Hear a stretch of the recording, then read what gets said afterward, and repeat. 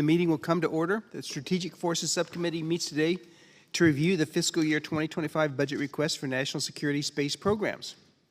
Good afternoon to our witnesses, Dr. Plumb, Mr. Calvelli, Dr. Meink, and Ms. Wilkerson. Thank you all for being here, and thank you for your service to our country. Today is Dr. Plumb's last appearance before this subcommittee, and maybe even his last public appearance as the first Assistant Secretary of Defense for Space Policy. We thank you for your service. I want to thank you for your efforts over the years to normalize the way the department handles the space domain. Your work on the Space Strategic Review and Space Classification Guidance will serve as policy foundation for those who succeed you. As you stated in your Space Policy Review last year, our national security space posture considers, quote, space as a distinct operational domain of national military power, unquote. Now, long ago, our adversaries determined that space is vital to the joint forces operation, and they have spent the last several years developing counter-space weapons to threaten our troops. Both China and Russia have weaponized space, and we must catch up to contend with this new reality. Unfortunately, our governance structures present many hurdles to maintaining space superiority. We have redefined the space domain from a support function to a distinct operational domain, and the policies and directives that underpin who does what have not kept pace. Many of these internal documents were last updated a decade ago. A decade ago, we didn't have a Space Force, and SpaceX hadn't yet demonstrated a first stage landing. Technology and how we think about space has grown by leaps and bounds since then. For example, I am concerned about how we get space-based information into the hands of the warfighters on a tactically relevant timeline. Given the retirement of the JSTARS platform beginning in the mid-2020s, the department decided in the fiscal year 23 budget request to transition ground moving target indication, GMTI, from an air platform to a space-based capability. Since the NRO is procuring this new system, does that mean NGA should serve its traditional role as clearinghouse for joint force request of scarce national assets? Or as you, Mr. Calvelli, have argued, is this a purely Title X mission that needs to be tasked, owned, and operated by the Department of Defense? This is not a trivial bureaucratic turf war. What we decide here will set the pattern for how we handle the transition to space from other previously air-based missions. It won't surprise anyone to hear that this committee believes that the GMTI mission and any future systems to follow must be tasked and controlled by the Department of Defense. Last year's bill established the Moving Target Indication Working Group, co-chaired by the Space Force and the Joint Staff. So I look forward to hearing all of your perspectives on this esoteric but essential issue. Further, many of the technological advancements that are driving us to shift these missions to space are being developed by a cutting-edge commercial space industry. We now have companies that want to provide not only launch services and communications, but imagery and rendezvous and proximity operations. This committee has long been a proponent of taking as much advantage of these commercial capabilities as possible. I was glad to see your office, Dr. Plumb, and the Space Force released strategies to take advantage of these commercial developments last month. I look forward to hearing from our witnesses about how they are thinking about these commercial capabilities, and specifically how they plan to integrate them with the existing government architecture. In a world of limited budgets, it will become even more critical for the entire national security space enterprise to figure out how they leverage these commercial companies to improve. I now recognize Ranking Member Moulton for his opening comments. Thank you, Chairman Lamborn, and welcome to our panel of witnesses. Before I begin my remarks, I also want to comment on Dr. Plumb. I was a little worried you were going to say it's his last public appearance ever, and we certainly hope that's not the case, because you've been an amazing public servant, and we've been very, very lucky to have you. I personally have learned a lot from you, and I was personally disappointed when you said you were going to leave, although you have every right to do what's right for your family. But we will miss you. You have helped turn around the space enterprise. I'm very confident with our course right now. I wasn't confident 5 years ago, and you've been a huge part of making that change. So thank you so much for your service. Our national security space architecture is undergoing a significant transformation. a transformation necessary because everyday American life is deeply reliant on space. The Global Positioning System, GPS, probably helped everyone in this room get somewhere today. And it also provides necessary timing information to nearly every banking and financial system worldwide. And it is no secret that most weapon systems in the Department of Defense inventory require a GPS signal as well. In part because of this over-reliance, our adversaries have been developing, deploying, and demonstrating capabilities in space and on Earth to deny, degrade, and destroy U.S. satellites. In just the past 2 years, the People's Republic of China has almost doubled their number of satellites on orbit to 400, with plans for nearly 1,000 by 2030. And they include capabilities with inherently offensive applications. And as we all know now, due to what was essentially an intelligence leak from Congress, Russia is developing a nuclear weapon in space. If launched, it would be in direct violation of the Outer Space Treaty, and if detonated, it would degrade or destroy nearly every satellite in its path. These advancements by our adversaries have required a transformation to a more proliferated, resilient, and protected U.S. architecture. In addition, the U.S. commercial market has exploded in the past 5 years. SpaceX is probably best known, but there are companies outpacing DoD in innovation across the board, whether that be in satellite communications, remote sensing, space domain awareness, or in developing capabilities to defend and protect our existing exquisite satellites on orbit today. While this subcommittee has been pushing both the DoD and intelligence community to fully embrace commercial capabilities, that culture shift has been met with considerable resistance. That is why I'm very encouraged by the release of both the DoD and Space Force commercial space strategies. It's not enough to simply award contracts. We must have a plan to fully integrate these innovative capabilities into government systems to help reinforce our national advantage in space. We also continue to make significant progress with our incredible network of allies and partners. The U.S. must continue to lead by example on establishing norms of behavior for responsible operations in space. Not to diminish this progress overall, there are some areas we should continue to watch closely. In addition to the pattern of large satellite programs being late and over budget, the ground system architecture still frequently comes as an afterthought. We've been notified yet again of delays of the next generation operational ground control segment, the modern cyber-secure ground system to operate GPS satellites.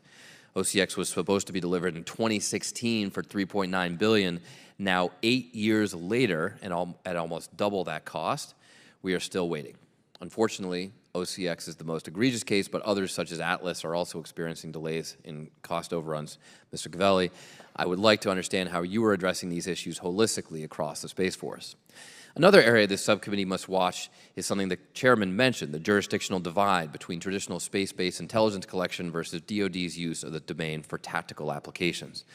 The latter is somewhat a new phenomenon. Tactical missions like surveillance of ground targets are now moving from land, sea, or air platforms into orbit. We must be sure that government policy does not assume that all space assets are formal intelligence or Title 50 assets, or we may accidentally block our combatant commanders from getting targeting information quickly enough to use it, or block the services from fully taking advantage of commercial imaging and sensing.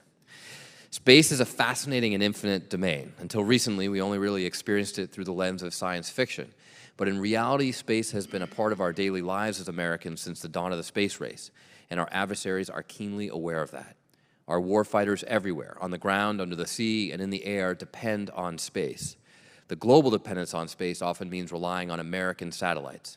We must keep them secure, not only against the threats we see today, but against what we will face in the years and decades to come. I look forward to today's discussion with our witnesses on how best to maintain U.S. superiority in space. Thank you, Mr. Chairman. Thank you. We now turn to our witnesses. Your prepared statements will be made part of the record. And it's doubtful that we'll be able to have the time to have a closed session because we do have votes in about 50 minutes. So we'll have time, though, to have a round of questions from ourselves as members of the committee, and then go from there. I would ask that you all keep your statements to 4 minutes or less rather than 5, just for the sake of time. Dr. Plumb, you're recognized.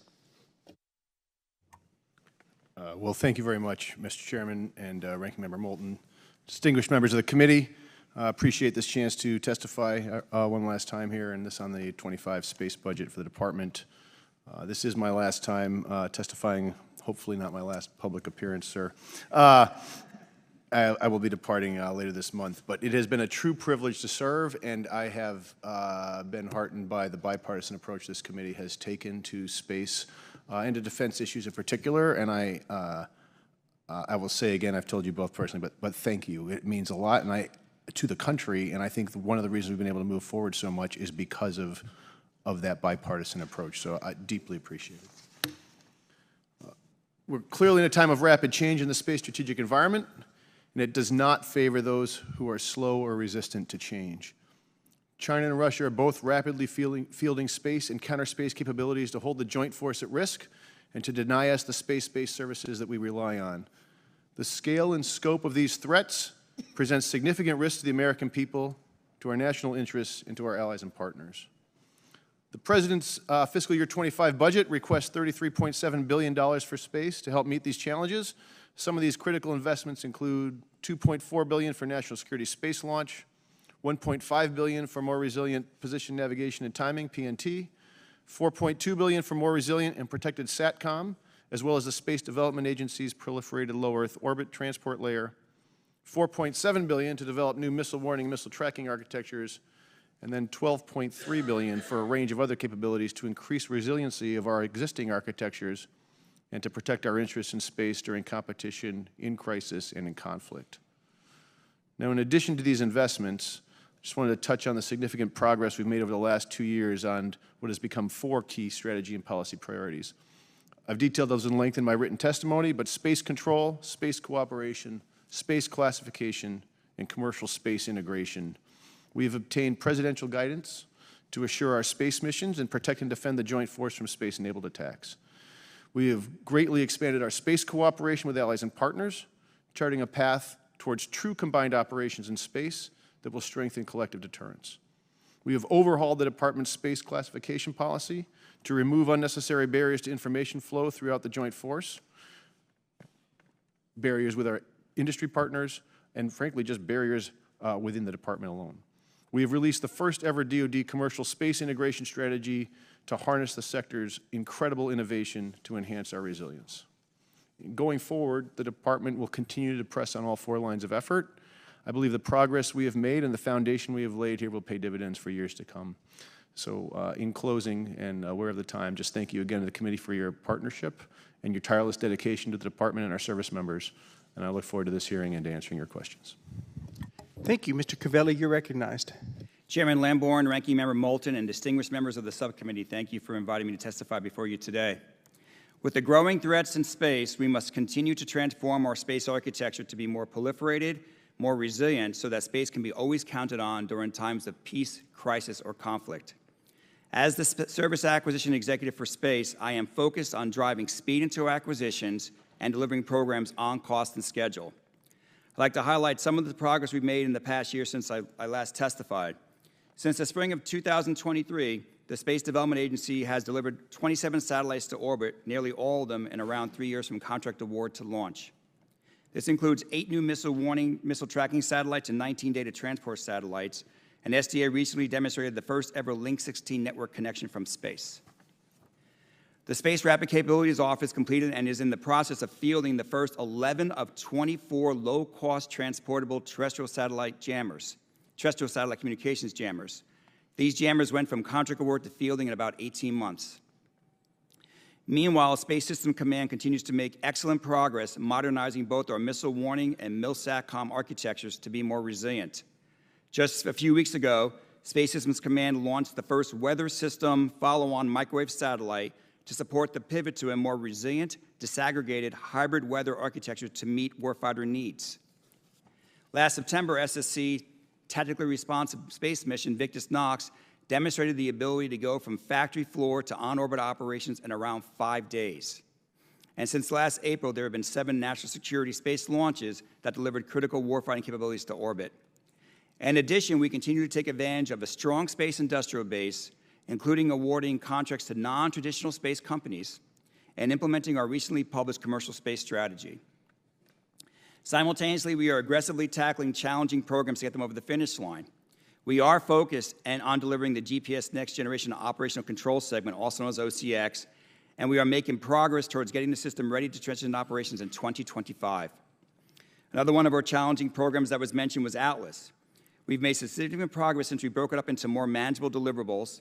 The program is on schedule to incrementally deliver space domain awareness command and control capabilities next year to enable decommissioning of SPADOC. We've also proven we can build small satellites quickly. However, as we begin to deliver the next tranche of SDA satellites this fall, getting the military services to adopt and use these satellites will be key. Doesn't matter how fast we build them if no one uses them. Likewise, our ability to maintain assured access to space for our space capabilities remains paramount, and launch providers must be ready to scale and meet the increasing demand. Finally, we are working to move programs out of special access program stovepipes, thanks to John and his space classification policy update in December. This will improve our ability to integrate space to support other domains and enable better sharing with our allies. As we continue to drive speed into our acquisitions, our job and our top priority needs to stay focused on delivering programs on cost and schedule. We're going to do this by, first, ensuring that our acquisition strategies and requests for proposal documents are realistic and executable, by implementing a source selection strategy that leads to awarding contracts with achievable cost and schedule baselines. There's no better way to deliver on schedule than actually getting it right up front. And then once under contract, proactively managing the program to deliver that system that works and deliver it on cost and on schedule. Given the threats and the increased capabilities of our competitors, it is critical that we remain focused on delivering programs on cost and schedule. Thank you for your time today. I look forward to your questions. Thank you. Dr. Meink, you're recognized. Chairman Lamborn, Ranking Member Moulton, and distinguished members of the committee, it's a pleasure to be here today before you.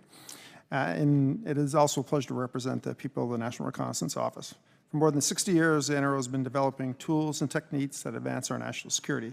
Today, we're building on that legacy to innovate and make the United States even safer and stronger. Space-based intelligence has become a primary, if not the primary, means of collection in denied areas. This is especially critical as our competitors are seeking to deny our strategic advantage in space. With Congress's support and with the continued innovation at the NRO, we will ensure America retains its strategic advantage in space. Our FY25 budget request aims to keep the United States a world leader in space-based intelligence, surveillance, and reconnaissance. It prioritizes investments in a diverse and resilient constellation to meet the needs of the warfighter intelligence community and our allies. We are committed to using taxpayer dollars effectively and efficiently. I'm proud to report that the NRO has just received the 15th consecutive clean audit for fiscal year 2023. Our effectiveness and efficiencies are really a result of the Title 10 and Title 50 authorities that we have, as NRO is both the part of the defense intelligence enterprise and the intelligence community. Our investments in tools, technologies, both on the ground and on orbit, ensure our customers get the information they need, where they need it, faster than ever before. With the support of Congress, the NRO will continue to invest in government-engineered and industry-built satellites that are resilient by design, increasing partnerships that allow us to maximize our impact, and developing the world's most advanced tools, information technology, and communication networks, again, allowing us to fuse critical data and deliver it to our customers any place on Earth. Over the next decade, the NRO will continue to increase the number of satellites, both large and small, operating across multiple orbits. Later this month, around the 19th, the first phase of our proliferated architecture is scheduled to launch as NRO L-146 out of Vandenberg. We have already launched a number of demonstrations over the last few years to verify cost and performance, really to be comfortable and make sure we knew what we were doing. These systems will increase timeliness of access, diversify communication pathways, and enhance our resilience significantly. For our other ground systems and our on-orbit capabilities, we are strengthening our cyber defense, eliminating single points of failure, and hardening our architecture. This will also enable a much more resilient system going forward. The NRO has been at the forefront of innovation since our inception, and today that culture of innovation is even more critical. Our highly skilled workforce, including both military and civilians, brings diverse viewpoints and innovative ideas to solve complex intelligence problems. A critical example is growing our workforce to be able to take full advantage of both AI, ML, machine learning, and automation that's going to be required to operate and deliver capability to the users. Partnerships are inherent in who we are. Our workforce is a blend of government, civilian, and members of every military service, primarily the Space Force, but every military service. As we evolve to meet the changing mission needs, we look forward to continued collaboration on personnel support from both our civilian and military partners. We maximize our partnership when we have partners and colleagues across the intelligence and defense community to leverage every possible innovative to optimize collection tools and effectiveness. For example, our partnership with U.S. Space Force and previously the Air Force on launch procurement has provided assured access to space for the NRO systems for over 15 years. We're fully committed to NSSL Phase 3 and have worked very closely with the Space Force to include all the capabilities that we need to execute our mission. Our continued success depends on our ability to adopt and to innovate faster, not only fast, but faster than any of our potential competitors, and on Congress's continued support for our mission. New technology, new partnerships, and the talents of our workforce are critical to maintaining our competitive advantage and keeping America safe. On behalf of the entire NRO workforce, I appreciate the opportunity to appear before you here today. Thank you for your time, and I look forward to your questions. Thank you. Ms. Wilkerson, you're recognized. Good afternoon, distinguished members of the subcommittee.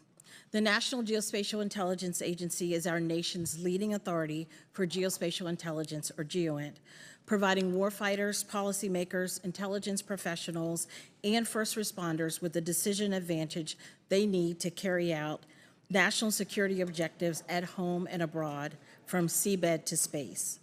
The GEOINT we deliver, much of which comes from space-based systems, conveys not only what, when, and where events are happening, it also illustrates how they are occurring, the implications, and what is likely to transpire next. NGA's GEOINT professionals work across more than 100 locations in the United States and around the world.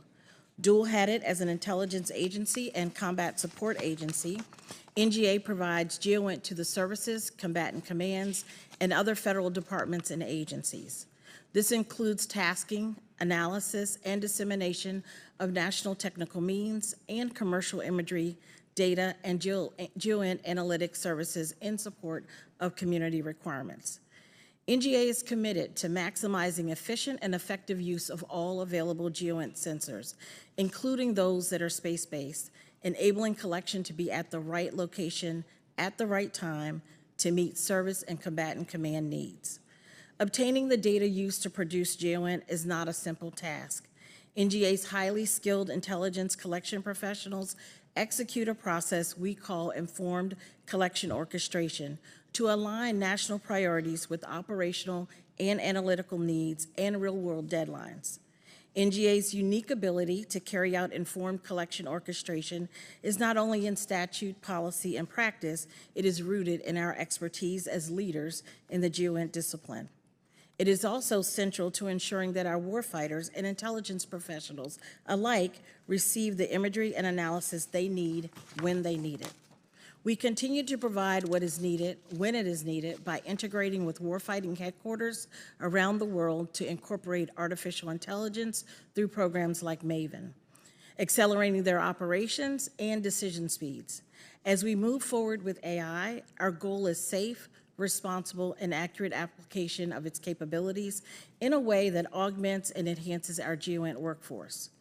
I would also like to highlight two areas where NGA is leading within the space domain. First, we maintain detailed physical characterizations of our planet from the ocean floor to space, providing critical data and production of materials necessary for the safe navigation of air, land, and sea.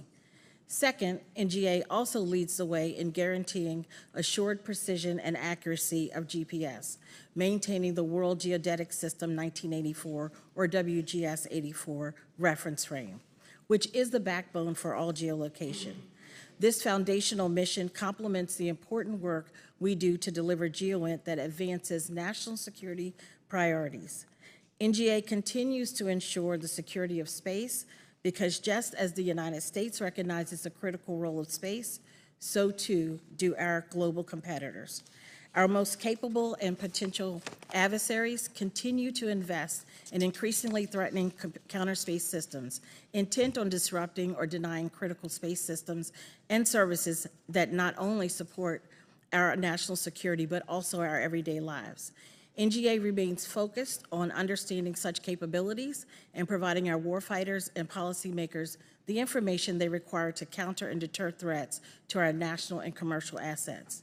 In closing, NGA relies greatly on data obtained from space systems to deliver vital GeoInt that advances national security priorities and the security of space. And we are committed to the partnerships with the United States Space Force, U.S. Space Command, and NRO to ensure that GeoInt plays the broadest role possible in understanding adversary space and counter space threats.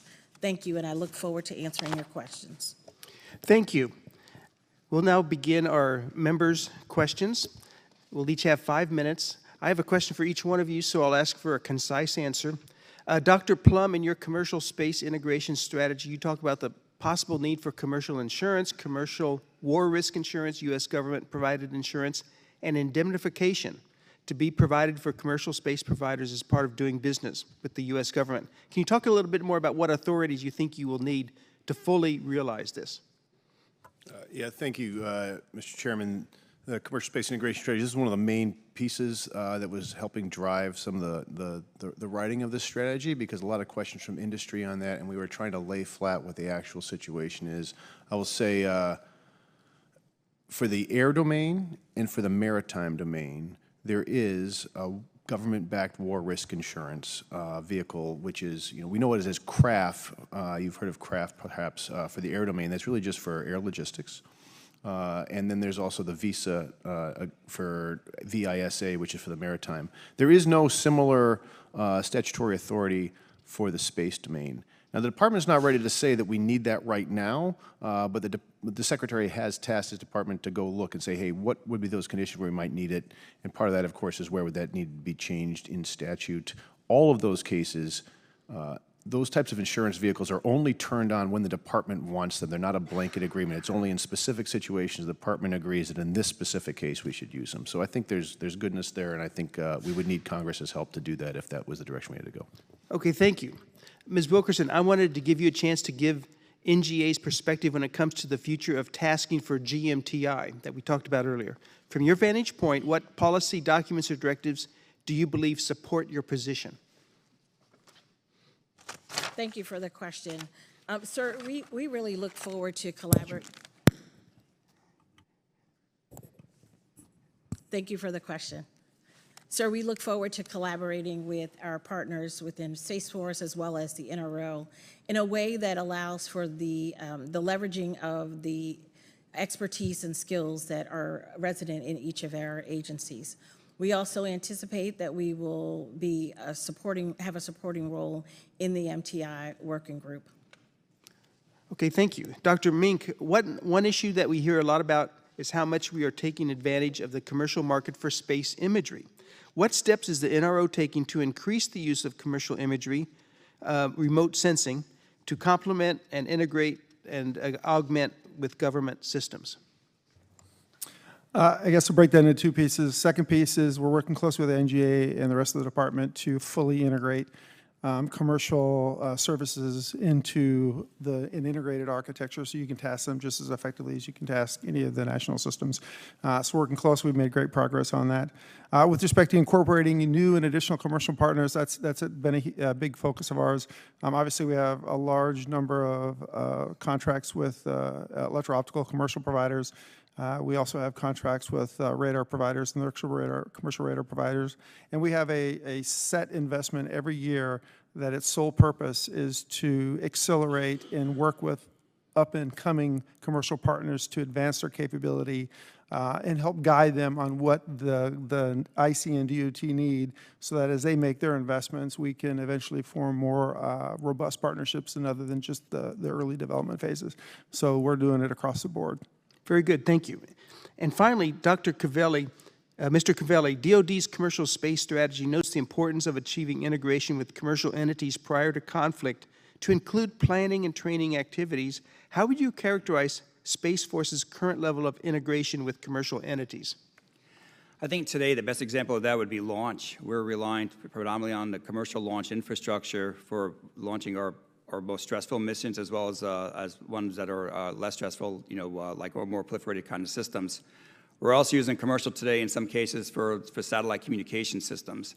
And I can envision a future where we're taking advantage more commercial to do things like more space domain awareness and as it evolves and becomes more mature, sort of the space access, mobility, and logistics, on-orbit servicing sort of things as well.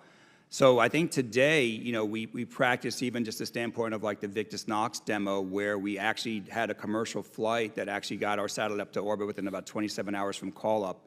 And I think as we continue to evolve and take more advantage of the commercial sector, you're absolutely right, we need to include that as part of our training regimen as well. Very good. Thank you so much. I'll now turn to the ranking member for any questions he might have.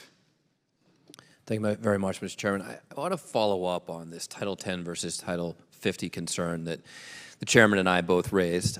Quick story, the Space Force and INDOPACOM recently worked with our industry partners to notify warfighters of a CCP space launch within 24 hours and then use commercial imaging capability to image that same satellite within days, all unclassified. This information was immediately useful to the commander of INDOPACOM, yet they faced opposition in even doing this exercise, and we hear consistently that the IC is opposed to DoD acquiring commercial imagery directly. Dr. Plumb, as we've heard, there's an outdated DoD guidance surrounding this issue that was written in the early 2000s. Do you believe that we should take a look at that policy and update it to reflect a new reality? Yes. Might you elaborate? Look, I think, appreciate the question, and I just want to be clear. I truly do believe that despite what you're hearing, we all agree that we need to find a way to make sure that the warfighter gets the information they need in an operational relevant timeline. Without that, there's no point in the systems. Like, that's our mission. I do think what we found in the classification review is that these policies are very old. The classification policy was written before any of the commercial space had really evolved. What you're referring to here, I mean, there's an NSPD, a presidential document from 2003. There are other things, some classified, some not, but some of these are legacy, and legacy isn't as long anymore because the commercial innovation has accelerated what's happening in the space domain so quickly. So I think it would be incorrect to not go back and look and say, hey, are these things, have the memos and policies evolved with the real situation? I mean, there was a time when commercial imagery, just as an example, was the thing that people were like, this is so interesting. Well, now what the product is in the market is not just the imagery, it's also the analysis of it. And so that is a different place than we were 20 years ago. I think these need to be looked at. Okay, all right. Dr. Plumb, as I said in my opening statement, I believe we've made profound progress in space over the course of your tenure. I'm rather disappointed that you weren't at the hearing yesterday to enjoy my esoteric jokes that as a physics major, fellow physics major, I think you would have appreciated it. It would have literally doubled the number of people laughing in the room. I'd understand why people don't find jokes about hypersonics and Chernobyl so enjoyable. But in any event, I was wondering if you could just take a minute to reflect on your tenure and think about what are some of your most proud achievements? What are some of the most significant areas where we've been able to make progress, or where you've been able to make progress? First of all, thank you for that open-ended question. The 4 C's that we started with 3 C's from the day I got here, and then we ended up with 4 because commercial is so important that we had to add that really to my priority list. I think we've made a lot of progress on all of those, but fundamentally, the thing that I think has driven this is trying to be truly collaborative across the national security enterprise with the IC, with the services, with the White House, with the State Department, with the Congress as well, and also the bipartisan approach here. I think in the past, folks have used classification to keep people out of decisions, and that tends to backfire. So I feel like having that collaborative approach has brought folks along together, and we've been able to iron out things early and really make progress. A focus on China has helped us make progress as well, sir. Nothing like having something to really focus the mind to say we need to get ready. That's probably the biggest thing. Going forward, tremendous amount still to do for implementation, and I would just say, conflict's not inevitable. I've said this many times, but it's not inevitable. If we do our job right, it will not happen. Right? Deterrence is the goal, but we do have to be ready. Well, thank you again for your service. Mr. Calvelli, the 2018 NDAA gave authorities to the Commander of Space Systems Command to maintain a watch list of contractors with a history of poor performance on space contracts. I'm just curious, how useful has this been? Is it a tool that we could expand? It's been useful. I think it can be more useful. I would love to see the tool expanded and given the authority to me as the service acquisition executive to be able to use the crawl across all the space acquisition enterprise. that are underneath my, my control. Right now, today, it's only at SSC and under the control of the SSC commander. Are there other authorities like that that would help you better maintain control over these contracts? I think that's a key one to get, and I think starting with that would be ideal. Okay, great. Thank you, Mr. Chairman. I yield back. Mr. Turner. Thank you, Mr. Chairman. Dr. Plumb, I too want to join the chorus of those who thank you for your public service and certainly wish you well. I'm certain that we'll be seeing you in other capacities, and we all look forward to that. Dr. Plumb, on page 4 of your written testimony, it states, Russia is also developing a concerning anti-satellite capability related to a new satellite carrying a nuclear device that Russia is developing. This capacity could pose a threat to all satellites operated by countries and companies around the globe, as well as the vital communications, scientific, meteorological, agriculture, commercial, and national security services we all depend upon. Dr. Plumb, this is the first time that the administration has approved anyone in an open, unclassified session making that statement. Just yesterday, Secretary Austin was asked this question, and he deferred and requested that the conversation only occur in a classified setting. So this is significant that you have made this statement. I'm assuming the White House has approved your statement today. Congressman, the statement, I would say the National Security Advisor has made similar comments in the last few days, and it's on the, I believe it's on the whitehouse.gov website, but he has made them and we can get those to you as well. But in a congressional, open, unclassified statement, this is the first time that anyone has made it. I think that's right, sir, and I do think that rightly falls to me, but yes, sir. Well, thank you for making it, because you both characterized the issue and the threat as incredibly significant. I want to talk to you a little bit about the issue of developing. You say that they are developing a concerning anti-satellite capability. You first off acknowledge it's a satellite, so this is something that's going to be in orbit. Will this be in low Earth orbit, geo orbit? Where is this intended that it would be located? Yeah, sir, a lot of this gets classified based on intel sources. So at the moment, I think that's as far as I can say. But right, the concept that we are concerned about is Russia developing, and if we are unable to convince them otherwise, to ultimately fly a nuclear weapon in space, which would be an indiscriminate weapon, doesn't have national boundaries, doesn't determine between military satellites, civilian satellites, or commercial satellites. So, Dr. Plumb, you say developing. Is this conceptual, something that they put on a napkin somewhere? Is this they've developed a warhead, they've developed a satellite, they've married them together? When you say develop, what is the current risk or threat? Is this something that could be launched? Let's start with this. Is this something that could be launched now?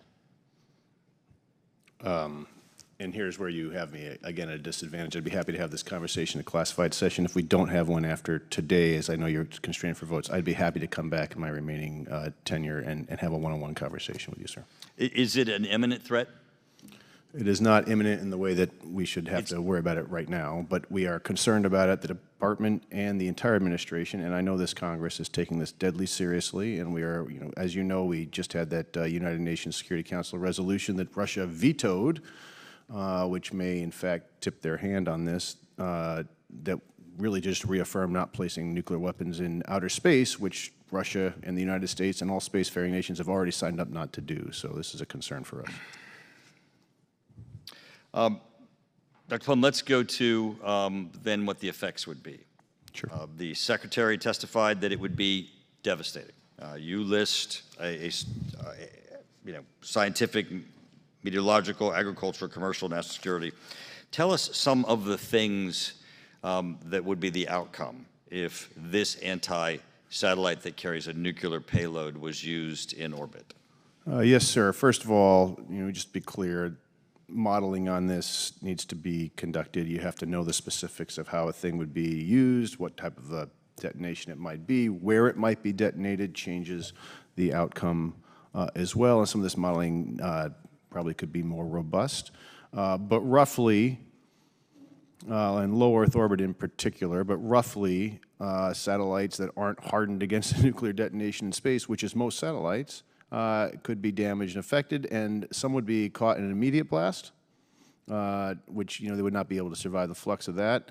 And then others could be damaged over time by going through, there's a dip in the Van Allen belts over the South Atlantic, and if those Van Allen belts are pumped, then radiation damage to satellites would just naturally occur over time. Dr. Plumb, my time is expiring. I'm sorry, sir, yeah. Could this render the area of the detonation unusable for a period of time? So, several analysts do believe that detonation in space of the right magnitude in the right location could render low Earth orbit, for example, unusable for some period of time. And this was an example that we did in the 60s. The United Chairman, States if you might, did this. can you give us some perspective? You said for a period of time. I will just, well, again, I don't have those numbers in front of me. I would just say in the 60s, the United States detonated a nuclear weapon in space, unclassified, Starfish Prime, and that really rendered the orbits unusable for some Could it period. be a year? I believe it could, yes, sir. Thank you. I yield back. Mr. Garamendi.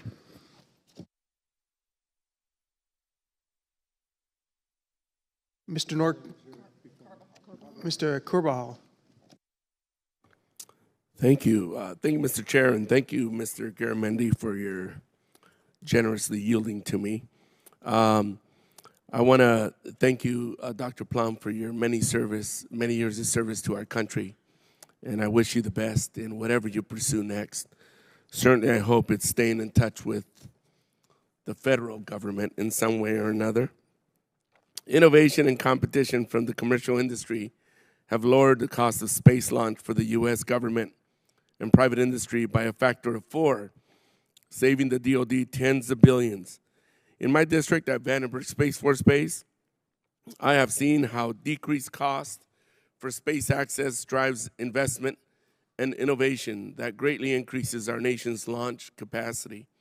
Vandenberg had only 4 launches in 2012, but may have as many as 50 this year alone, a significant development for the department and the U.S. industrial base.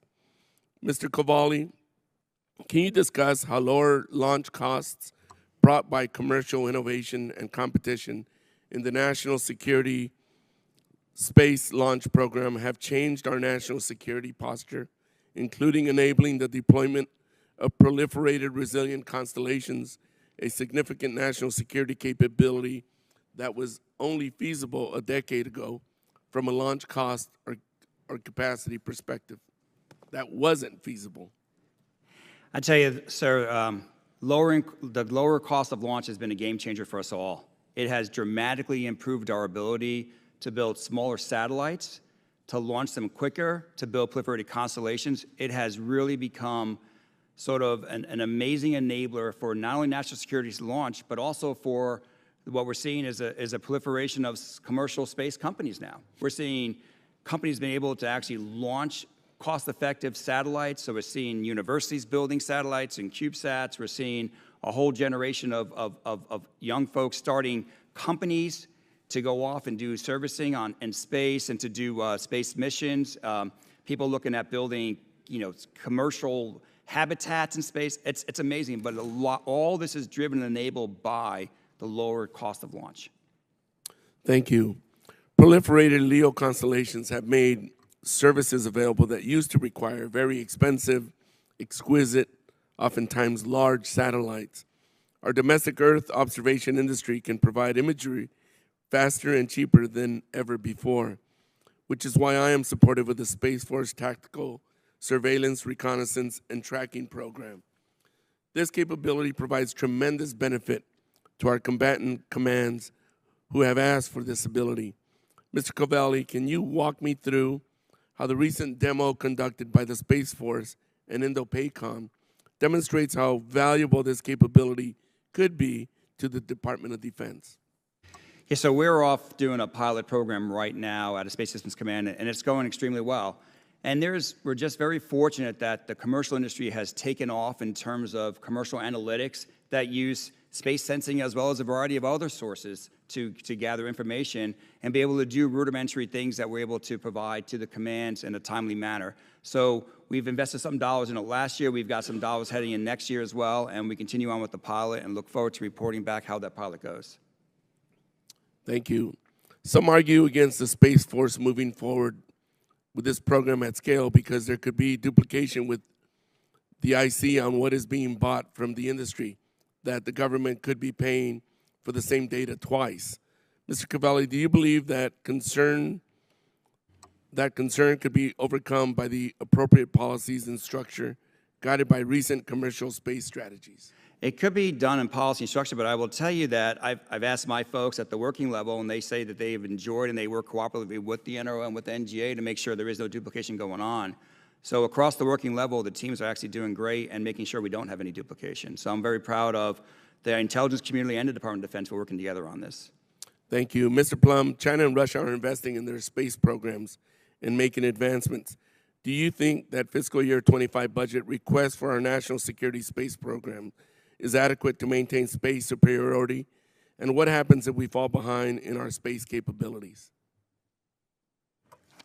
Well, I mean, sir, first of all, I do think it's adequate. I think, obviously, anyone in the department would always prefer to have additional money to put against additional problem sets. And the Fiscal Restraint Act, Responsibility Act, does put some budget pressure on us as we look at this. The one thing I'll say is when you look at the Space Force, if we're looking at what can you do in the next 2 years to get ready for a potential Taiwan problem set, that really has some problems for the Space Force in particular as kind of a new service. It sort of eats seed corn if you can't also think about the 2030s, and that's a trade-off we wrestle with every budget, but I think the Space Force may be more impacted than others. Thank you, Mr. Chairman. I'm out of time. I yield back. Thank you, Mr. Desjardins. Thank you. Mr. Calvelli, the Phase 3 acquisition strategy for the National Security Space Launch Program allows the Space Force to select up to 3 providers for its Lane 2 missions. As I'm sure you're aware, there's been some talk in the media about consolidation in the launch sector. If it ultimately comes to fruition, how would this consolidation impact your acquisition strategy for Phase 3? So the Phase 3 Act strategy won't change. The Phase 3 Act strategy proposals are in-house, and we're working through them right now. So that's pretty much set in stone. I really like the Phase 3 strategy. If you think about our history, we were under a monopoly in terms of a single company for launch for decades. And the Air Force and now the Space Force, to their credit, have done a magnificent job of cultivating a second provider. And I think as a nation, one of the best things we possibly could do is cultivate a third provider as well to launch our most stressful missions. On top of that, the Lane 1 is some more commercial-like missions where we're allowing anybody to on-ramp onto that who brings a rocket and that has demonstrated a flight. And so I'm very optimistic with the strategy that we put together. I don't see that changing. Mergers and acquisition happens all the time in industry. We'll see what happens over time, and if any consolidation occurs, we'll have to adjust it then. Okay. One concern is that we're trying to chart out this strategy for the next 10 years, and with China increasing its launch cadence every year, it's imperative that we get it right. Can you confidently project a 10-year strategy to deter China? So it's really the launch strategy is really a 5-year strategy, right? Lane 2 is a 5-year strategy. Lane 1 is a 5-year strategy with 5 one-year options, and so we always have the opportunity to adjust the contract at any point in time. Okay. I'm curious to know if you're planning on maintaining block buys in future procurements. Certainly this would help maintain healthy supply chains here in the U.S., but I'm interested in understanding how you all are assessing this idea. Yeah, the team does a really great job in terms of looking out into the future and understanding and doing what they call their mission allocation process. And so we ended up doing block buys as part of Phase 2, and I don't see that changing as part of Lane 2 for Phase 3.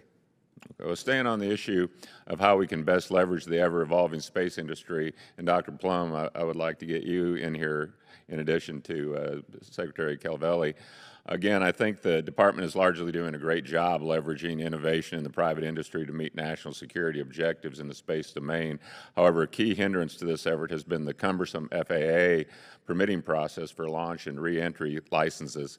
How are you working with the FAA and the industry to improve efficiency in the review and approval process? Thanks, sir. I would say that the department does need the FAA to move, sometimes more quickly. I do think they have some funding challenges. I've recently been involved personally in some conversations with them. I think the department generally supports efforts to help the FAA be able to have enough resources to get this right. Anything to add? Just like we mentioned earlier about, it's always great to look at policies and directives and update them. I am sure that, the current regulations that were put in place didn't anticipate what an amazing space enterprise we were going to have and space economy for the country.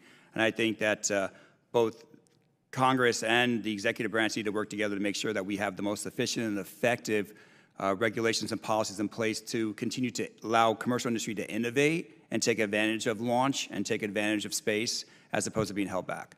All right, thank you. I yield back. Thank you. Mr. Norcross. Thank you, Chairman. I'd like to thank all the witnesses for being here today, and certainly Dr. Plumb. We appreciate everything you've done, and more importantly, what you will continue to do. I want to drill down a little bit further on the conversation that Mr. Turner started, and the conversation we have when we start talking about the recent UN security resolution that was vetoed by Russia. But you mentioned an item and brings it up, the Outer Space Treaty, early 60s sometimes, or maybe it was the late 60s signed on to, that talks about weaponization in space. More specifically, I think it talked about mass destruction. Could you brief us quickly on that? Yes, sir. It's pretty straightforward, actually, at least for satellites in orbit around the Earth.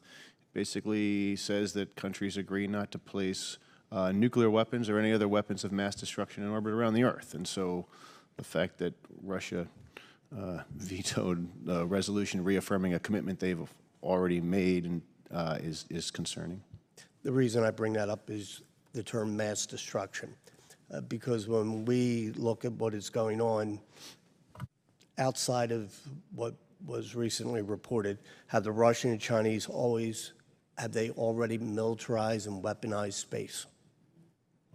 So, if I may, I think you're asking, what you're asking is a slightly different question. Exactly. Because the Outer Space Treaty does not preclude military weapons in space. It precludes weapons of mass destruction in space, and it specifically calls out nuclear weapons just to eliminate any confusion.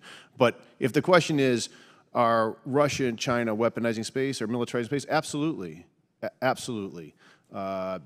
They are developing and fielding and deploying a number of counter-space weapons. Some are ground-based, but some are on orbit. And I think that personally think that is what makes their kind of continuing championing at the UN, their PPWT, which is about not placing weapons on orbit, to be so hypocritical and frankly unbelievable.